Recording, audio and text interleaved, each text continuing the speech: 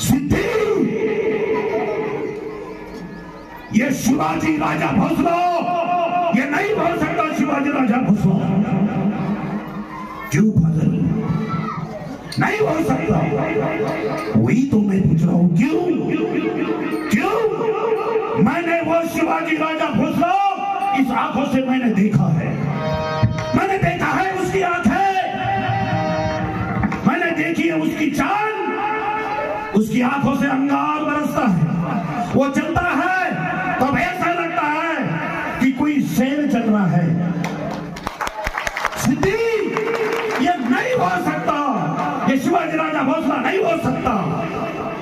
उठला सिद्धी तो ज्ञानात असलेली तलवार बाहेर काढली, शिवाकाशीच्या मानेवर ठेवली आणि म्हणतोय सिद्धी,